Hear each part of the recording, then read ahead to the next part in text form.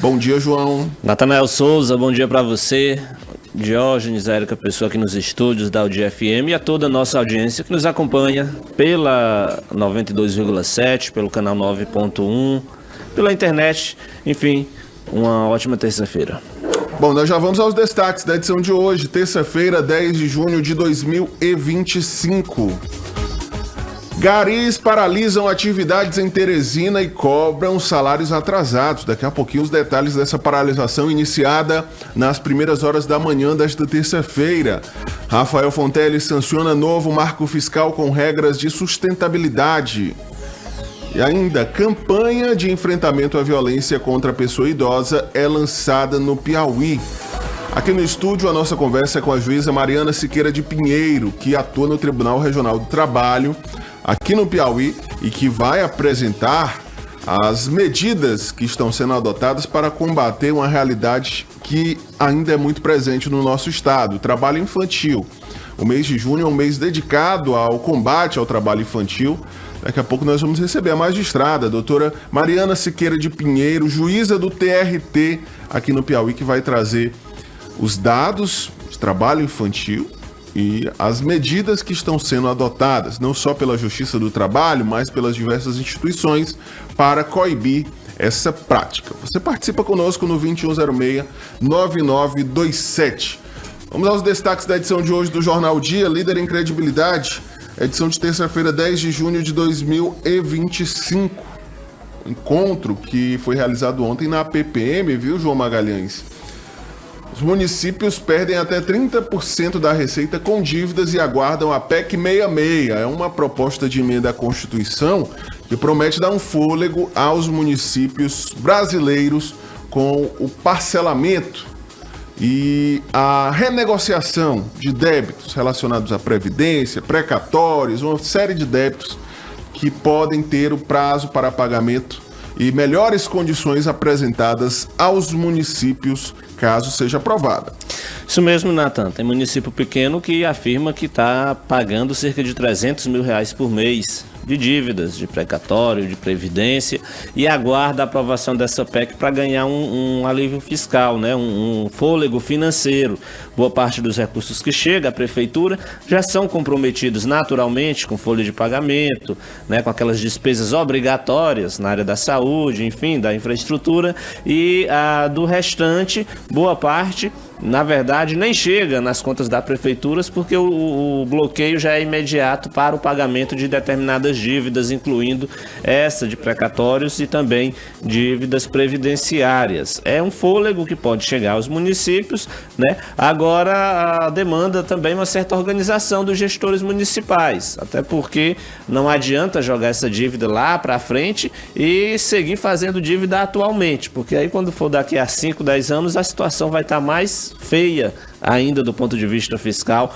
Então a aprovação da PEC 66 ela é importante porque pode refinanciar essas dívidas, né, e me parece que até 360 meses. Há também a questão da troca ali de juros por um juro bem mais baixo. No entanto, não pode ser algo recorrente, porque os municípios é que precisam de fato se organizar. Não só os municípios, mas estados também podem ser beneficiados por essa PEC. O certo é que no encontro de ontem não poderia ser diferente. A choradeira dos prefeitos era total. Tinha prefeito lá dizendo que não tinha condição de governar o município dessa forma, mas a gente sabe também que há muita má gestão envolvida e é preciso cobrar a responsabilidade com esse recurso público. Mais destaques da edição de hoje do Jornal Dia, agora 7h07. Piauí tem mais beneficiários do Bolsa Família do que empregos com carteira assinada, viu? Piauí é um dos 12 estados brasileiros onde o número de beneficiários do programa Bolsa Família supera a quantidade de trabalhadores com carteira assinada no setor privado. Os dados são do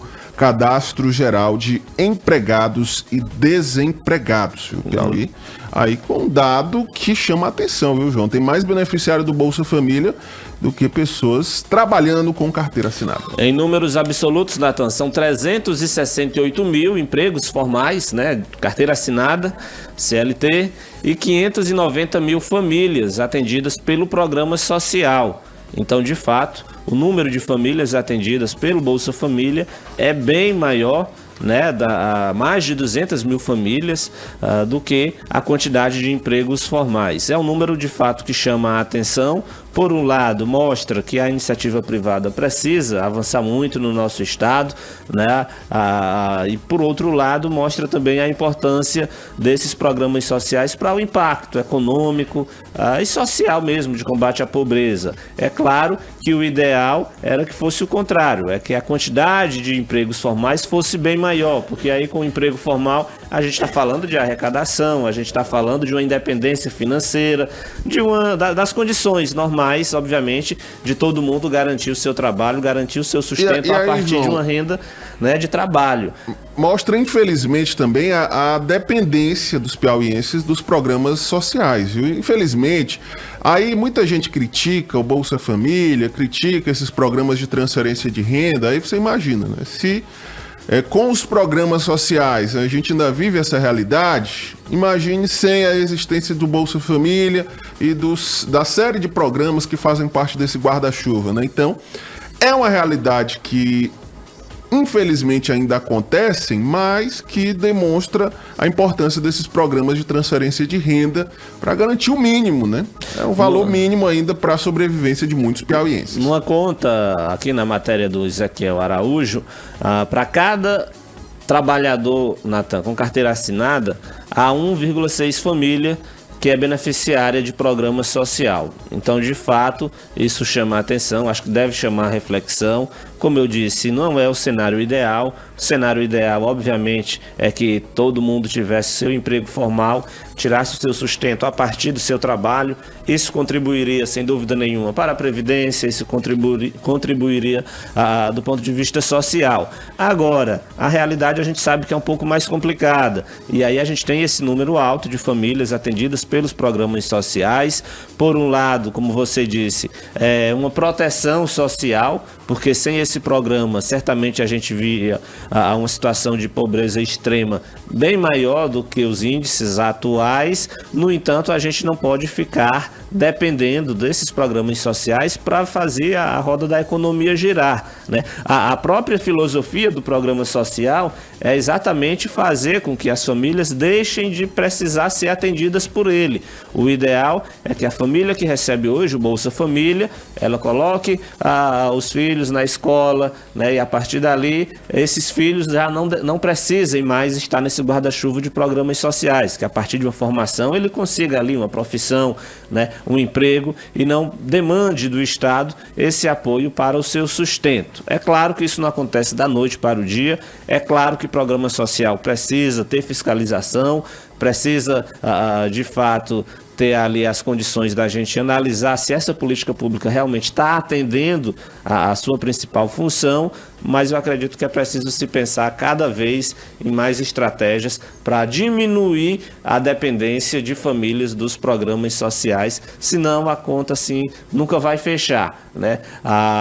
Para a sociedade é muito melhor, obviamente, que cada um tenha o seu emprego, tire o seu sustento a partir ali do seu trabalho, do que, obviamente, ter famílias sobrevivendo ali por conta de programas sociais. Os programas sociais sempre devem existir, exatamente para garantir o mínimo de dignidade para essas famílias, mas não pode ser a plataforma contínua de vida das pessoas. 7h12, rapidamente antes da participação pelo telefone, vamos dar só uma passada rápida aqui nos demais destaques. O novo marco fiscal impõe limite de gastos e cria regras. Mais de 100 trailers são notificados na zona sudeste de Teresina. A avaliação de saúde mental se torna obrigatória para policiais e agentes de segurança pública.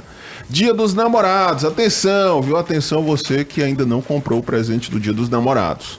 A edição de hoje do Jornal O Dia traz dicas de presentes para encantar o seu grande amor. A variedade é imensa, com opções para todos os gostos e bolsos, desde uma simples lembrancinha até um presente mais elaborado. Ou você pode também levar o seu amor para curtir o Dia dos Namorados no Teresina Hall, no show do José Augusto. Viu?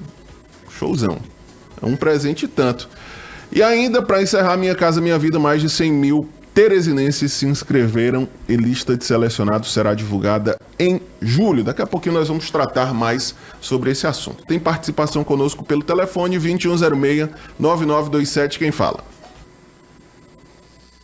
Muito bom dia, Natanael Magalhães, ouvinte, muito prazer, Carlos Amorim. Bom dia. Eu vi na madrugada em uma rede lá do Rio Grande do Sul, comunicação, a cassação da deputada federal Zambelli, a Ipaz, já fugiu, em decorrência da invasão de um poder em outro, falando do poder judiciário invadindo o poder legislativo federal brasileiro. A Constituição Federal, na minha concepção, na minha avaliação, na minha ótica, ela está sendo defenestrada a passos largos. Os poderes são três: legislativo, judiciário e executivo. Então, a própria Câmara Federal que vai hoje ou amanhã, sei lá, caçar o mandato da deputada. Olha só, voto é muito difícil. Voto, eu já fui candidato a vereador por 2 vezes, sempre é difícil. Agora, não é apenas a vontade de um julgador, de um juiz, de um ministro que prevalece. Entendeu? Tem que haver um rito legal, direito à presunção da inocência, direito à defesa, direito ao devido processo legal, e pelo que eu acompanho não está vendo isso. E a Câmara Federal, ajoelhada, acovardada, manietada, aceita o negócio desse. Eles têm poder. É uma retaliação, uma represália violenta. A mesma coisa eu ouço aqui, concluindo a minha participação em Teresina, alguns cuspidores de microfone. Não, mas é porque a vereadora Tatiana não pode receber um provento. Ela é criminosa. Não, ela não é nada. Até a presente data ela não foi julgada. Ela é apenas, a vereadora Tatiana, acusada. Então é muito bom que as pessoas tenham um conhecimento da legalidade do fato para também não cometerem crimes de verbalização equivocada, errada e também criminosa. Um abraço, até breve, eu sou o Carlos Amorim. Obrigado, Carlos Amorim, pela tua participação. Tem mais participação conosco. Um abraço a Regiane Monturio, direto do bairro Tabuleta, já está nos acompanhando. Por aqui também o Moisés Duarte. Nathan Souza, diante desse levantamento vem o questionamento. Será se há falta de vagas para o mercado ou o povo realmente prefere se manter com esses auxílios em vez de buscar emprego? Há uma conta que não bate, a realidade é cruel, mas a acomodação também de muitos que preferem. Tem gente que não quer assinar carteira para continuar a receber o auxílio. É complicado.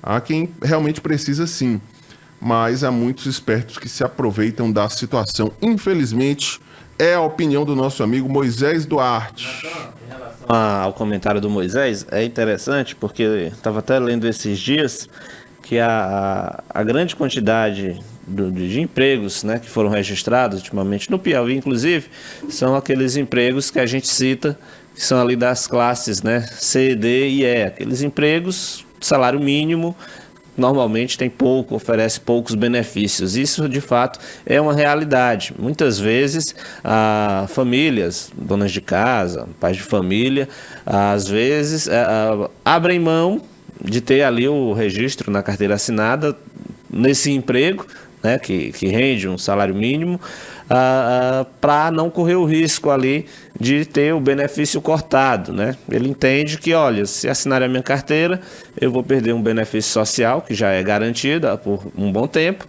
e o emprego não. O emprego, além de ser um emprego com remuneração baixa, né, salário mínimo e outros poucos benefícios, tem a possibilidade de não durar muito tempo. É uma realidade, de fato, enfrentada por muitas famílias, algo que o poder público sabe que existe, porque as pesquisas, os dados do IBGE capturam isso, e um tema que eu acredito que deve sim ser enfrentado. E aí partiria, além do acompanhamento, de fato, fiscalização sobre como é que funciona, os resultados dessas políticas de programas sociais, assim como também, sem dúvida nenhuma, uma melhoria na qualidade dos empregos traria pelo menos uma alternativa ou mais solução para esse caso. Bom, Murilo também está conosco aqui na audiência. Fala, Murilo. Bom dia, Natan. Bom dia, João. Bom dia, Chico. Bom dia, ouvintes do dia. Bom dia para todos. Ei, Natan. Chico, João aí. trânsito intenso aqui na João 23, já começando a aglomerar carro aqui na ponte, aqui, JK, sentido centro, começando aquele engarrafamento já. Terça-feira, né?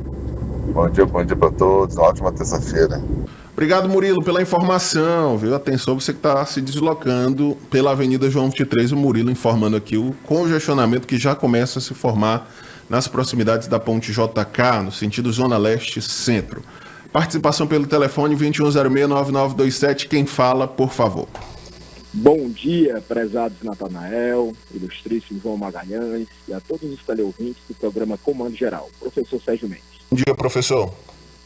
Natan, eu mais uma vez ratifico, né, aí a análise cirúrgica do João Magalhães, né, contextualizando essa questão aí do Bolsa Família, junto à questão das frentes de emprego, e eu corroboro com o pensamento dele.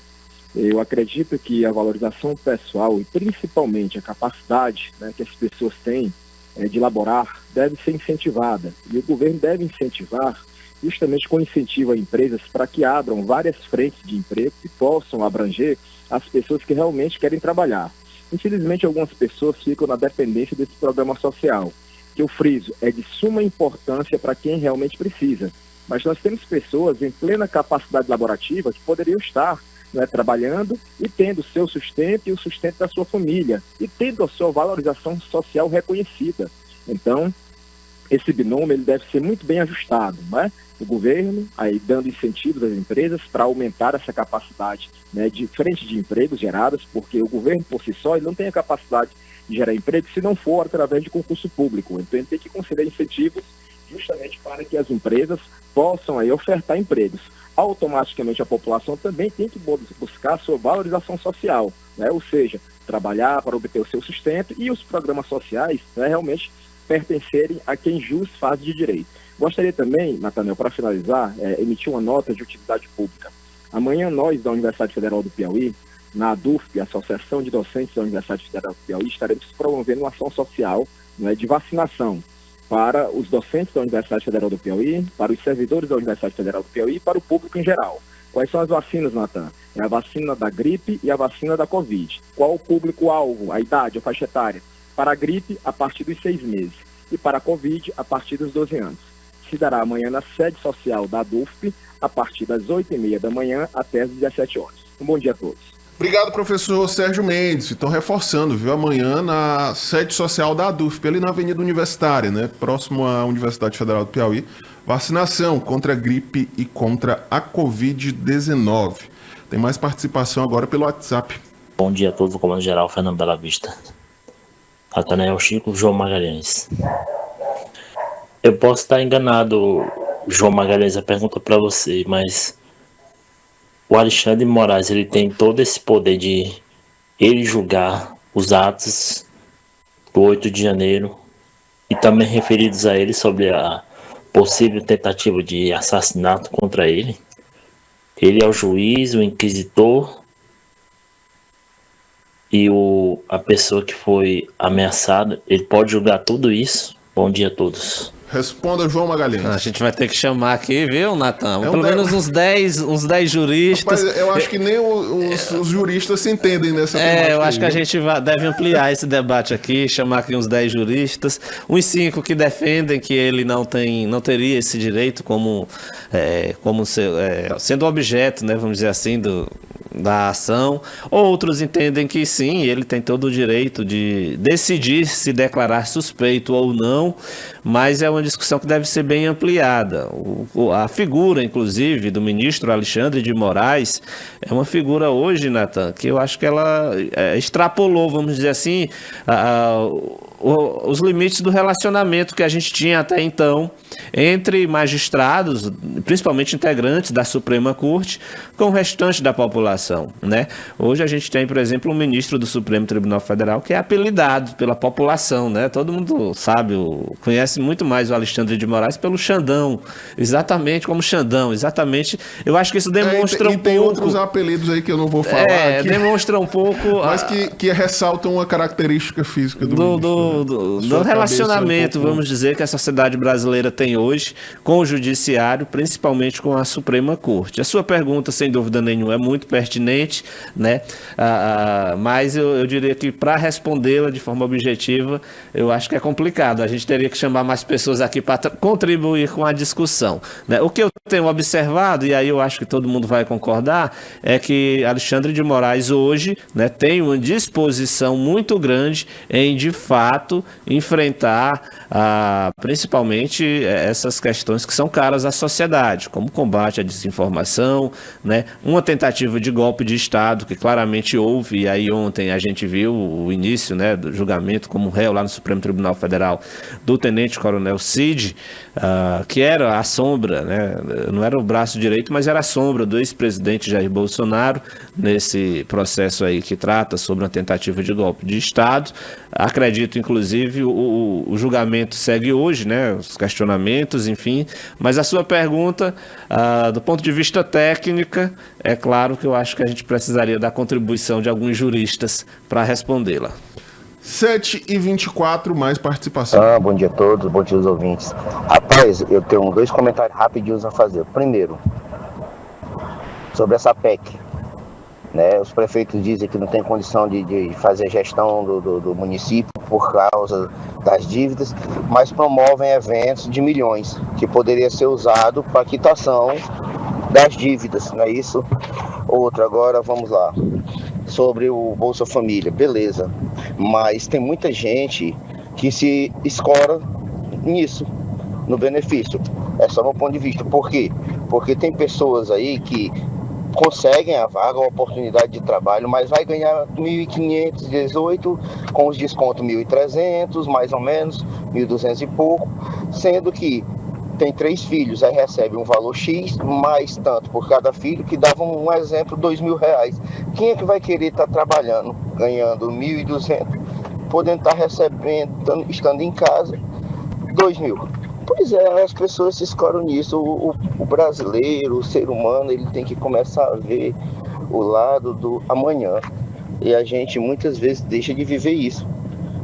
Porque uma carteira assinada, um trabalho formal, além de você estar contribuindo para o crescimento do Estado, você está contribuindo com o seu próprio crescimento. Porque lá na frente, você vai ter o direito à sua aposentadoria, o seu descanso. Não é isso? Bom dia a todos e essa foi minha participação. Hernandes aqui. Ok, Hernandes, obrigado pela tua participação conosco. Tem mais participação. Bom dia, Magalhães, que não sou eu. O Xará, né? Olha esse negócio de vocês ficarem já dizendo que foi golpe, com certeza. Não terminou nem o julgamento. Meu amigo, pare de ser venal. Na verdade, eles querem caçar a Carla Zambelli e a Tatiana sem nem ter sido julgada ainda. Como é que pode? Nunca tinha visto isso. Estão realmente tirando de qualquer forma. Isso não é respeito à Constituição, isso não é justiça, nem é lei.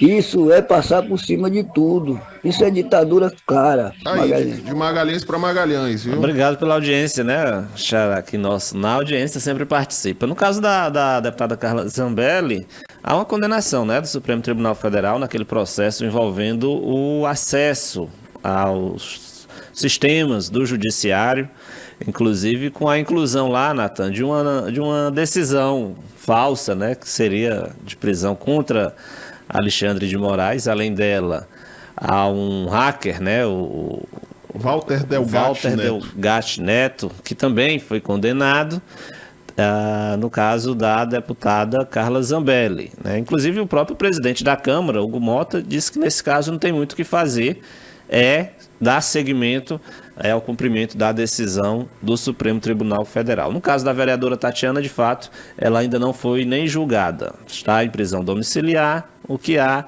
é uma investigação robusta, com muitas informações, né, um relatório da Polícia Federal de investigação, assim como, obviamente, decisões da Justiça Eleitoral no sentido de que há muitas provas, né, sobre as denúncias relacionadas a ela, mas o julgamento de fato ainda não começou. O Ministério Público Federal, o Ministério Público Eleitoral ofertou a denúncia, a Justiça inclusive deu 10 dias de prazo para que a defesa dela e dos outros réus apresentassem aí a sua defesa, o que ainda não ocorreu, ainda está no prazo, né? Houve a mudança lá de magistrada, vamos aguardar então aí os próximos passos no caso da vereadora Tatiana Medeiros. 7h41, participação pelo telefone, bom dia, quem fala?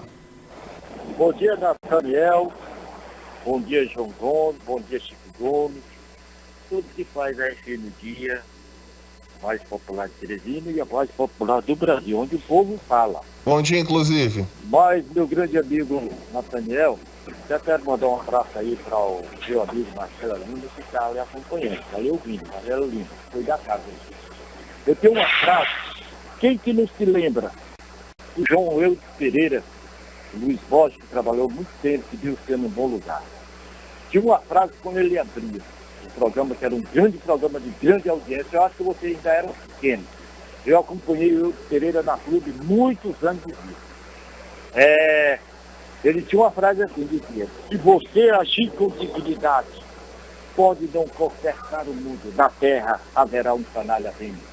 Quem que não se lembra disso? Atenção, Chico Gomes, o Nathaniel, o João Gomes. Você se lembra dessa frase que o Eudes Pereira tinha na Clube? Rapaz, eu não lembro porque eu não era nascido ainda, mas é realmente uma frase muito boa. Foi um grande jornalista na rádio. Não, conheço a história. Foi um grande jornalista que deu ser num bom lugar. O Luiz Borges, eu trabalhei com o Luiz Borges, isso eu conheço. Falar hoje, rapaz, eu nem gosto, porque olha, para o ano, tem deputado federal, tem deputado estadual, tem senador, tem governador das portas pedindo voto. Eu me lembro, quem não se lembra, que na época aí teve esse problema dos ônibus agora, e disse que o governador ia entrar no Beto, o Franzé também ia entrar para ajudar esse problema de ônibus. Olha, nós só temos a região do Redenção, um ônibus Redenção, um ônibus 3 andares, um ônibus IAPC. Na época do Firmino era 3 ônibus, Redenção, 3 andares e 3 IAPC. Sinceramente, é uma lástima, como dizia o Delfleste Dança. Ok. O índice de criminalidade do Brasil não melhorou nada, não. Do Piauí, a gente está vendo aí várias jovens serem assassinadas e nenhuma providência são tomadas. Já chega. Rapaz, estão falando aí no PT, do Bolsonaro. Rapaz, pois então, petista, pega uma bala, mata logo o Bolsonaro e acaba com isso. Não, rapaz, vai com calma, pelo amor de Deus. Que é isso aí se torna, Nathaniel, antipático. Sinceramente, eu acompanho o jornalismo, eu tenho 74 anos, sou filho de um professor, eu não aguento ver mais isso aí não, fico indignado, eu voto se eu quiser, se eu não quiser não voto mais, eu vou só justificar. Quero mandar um abraço aí para meu filho Fernando Bezerra Menezes aí no Bela Vista, minha filha que acompanha na Noruega, Lidiane, e também meu amigo Adão do Quina 1, 2, 3 e 4. Vamos lá, esse mês dos namorados, vamos lá participar desse caldo de cana lá do meu grande amigo e o Carrinho do Lanche também lá, ali no centro da cidade. Eu volto do estudo com o número 1, vocês a equipe de jornalismo. Se lembra dessa frase que eu falei de Eudes Pereira. Bom dia. Valeu, inclusive. Obrigado, viu? Depois nós vamos marcar a nossa confraternização lá no Quina 1, ou no Quina 2, ou no Quina 3. Bom dia. Olha, falando aqui sobre o trânsito aqui de Timon, aqui na região do Porto Fiscal. Aqui tá um caos. Todos os dias é um caos. Eu estou aqui há 40 minutos no trânsito. 40 minutos no trânsito. Então gostaria que vocês frisassem, porque no ano passado a verba veio, iniciaram a obra, colocaram as máquinas, maquiaram antes das eleições. Acabou as eleições, o governo municipal não teve êxito, removeram tudo e tá aqui, o caos ficou. Tá um caos aqui. Passei 40 minutos aqui no engarrafamento agora, só do trecho aqui do Parque Alvorada para chegar na ponte.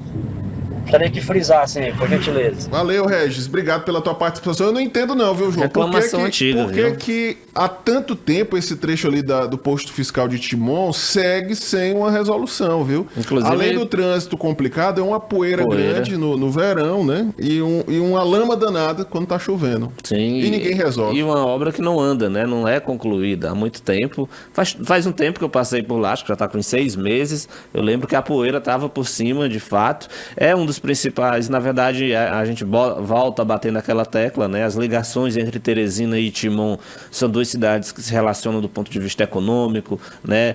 Na verdade, é o mesmo conglomerado urbano que tem 1 milhão de habitantes, ultrapassa 1 milhão de habitantes, a gente somando a população de Teresina e Timon, e hoje apenas com 2 vias de ligação. Então, de fato, o caos se instala. No caso do posto fiscal, uma situação muito mais complicada, porque além do trânsito em si, da quantidade de veículos, ainda tem uma obra que não acaba, uma obra que não é concluída, e aí soma-se a poeira, soma o fato de muita gente não respeitar, né, as regras de trânsito, e aí fica invadindo na frente dos outros para poder fazer esse trajeto. É de fato uma situação que se arrasta há um bom tempo, e infelizmente eu não vejo solução a curto prazo, viu, Natan? Porque Também aí não. há um projeto de uma construção de uma nova ponte, que a gente sabe que não sai em menos de 5, 6 anos, para ser otimista, né? Essa que é a realidade. E aí, infelizmente, a população fica refém dessa situação.